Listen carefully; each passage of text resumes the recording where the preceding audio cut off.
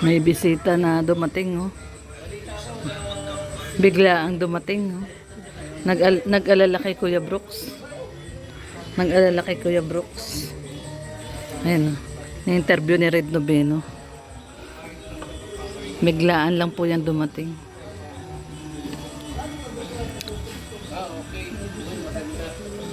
Supporters po.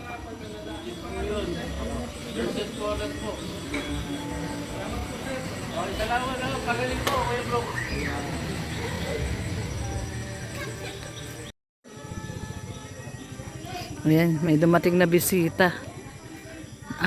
Bisita ni Kuya Brooks at nag-alala daw, no? Nag-alala kay Kuya Brooks. Ayan, pumunta ka agad dito. Ayan guys, at ito, pupunta muna tayo sa bahay. At kukunin natin yung pang-BP ko doon kasi may pang-BP ako dahil nagmo-monitor din ako lagi ng BP. At dadalhin natin dito kay Kuya Brooks kasi under monitoring po siya for 24 hours, no? Every 3 hours, no, i-BP siya ni Elena para ma-monitor yung BP niya kung tumataas. At kung tumaas daw uli nag 180 o nag 200 uli, over 110, susugod uli siya sa ospital. So tara po, ayan. At ito nga po, no, may dumating kanina dito. Ito po yung nag-alala kay Kuya Brooks. Dito po, no. So ayan.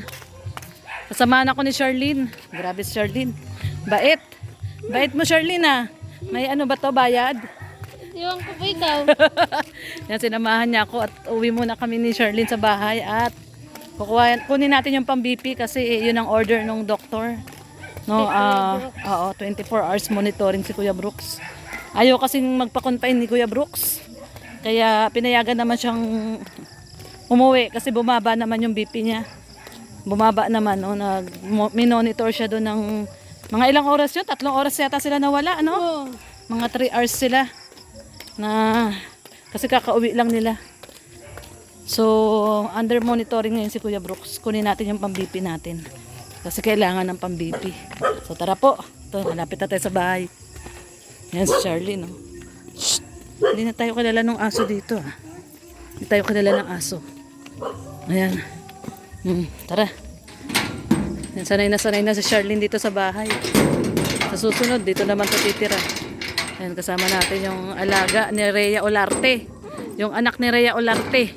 Si Charlene. Joke lang. Ayan, joke lang. Ayan guys, kunin natin yung pang-BP sa bahay. At monitoring si Kuya Brooks. Ay, paka. Ay! Ano yan? Paka. Saan? Sino? Palaka! Ay, grabe. Nagulat ako. Paka. Kaya natin. Tignan mo kung mandar, ha? Mandar?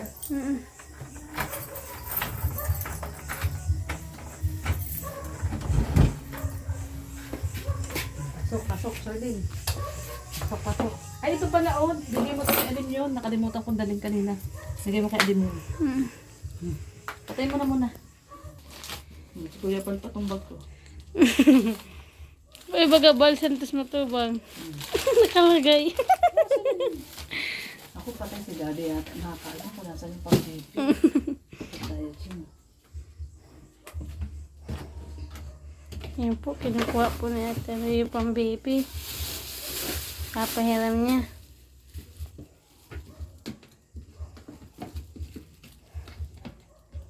Nakapatay sa mga banakagay. Ako makalimutin na talaga ako. Alam ko sa ilagay ng red. Anong klase nilagyan yung pang-baby? Ano yun yung nakasabit lang, sinasabit.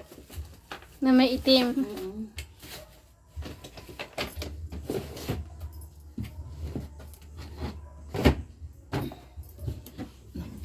Ito po yung pang-BP. Ayan o, yung pang-BP natin.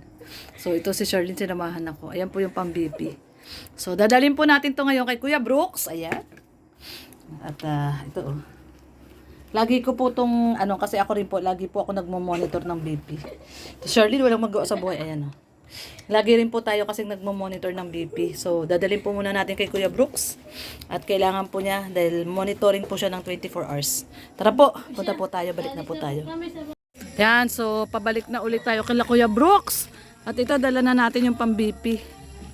Ayan, so, yan. Mabuti sinamahan tayo ni Charlene kasi madilim na, no? 10:40 na. So, time check tayo, 10:40. So, Pasok pa po ko bukas. may pasok pa daw si Charlene bukas.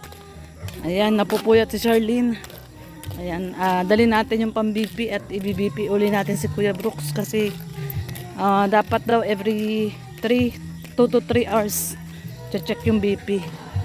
So, ayan, nandito na tayo guys. Bahay ni Kuya Brooks. Ito yung pang-BP. Dito na po tayo. Nandito na tayo sa bahay ni Kuya Brooks. Ibibigyan na natin po yung P. pang-BP po. Ayan. May bisita po si Kuya Brooks. Pasaway talaga tong batang to. So, ayan, bigay po natin.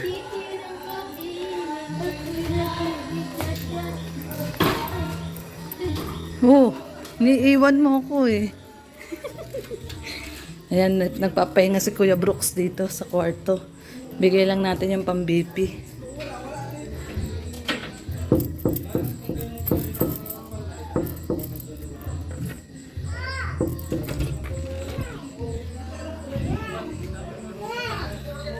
Kuya Brooks, ito na yung pang-BP, oh. Kailangan ni Kuya Brooks yung pang-BP kasi. Ayan, para ma-monitor. Nagpapansin mo. Ayan, nagpapapansin. BP si Kuya Brooks. Ayan.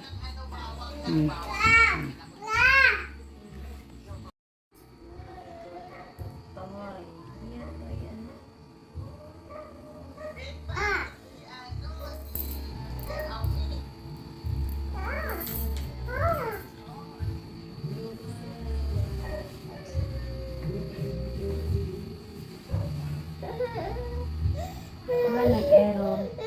Ay, ba't nag-error? I-charge mo muna, Mars. Mamaya mo siya kunan. Rhea.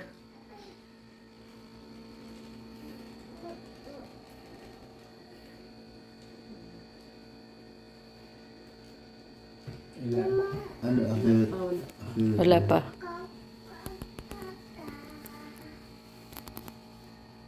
Your reading.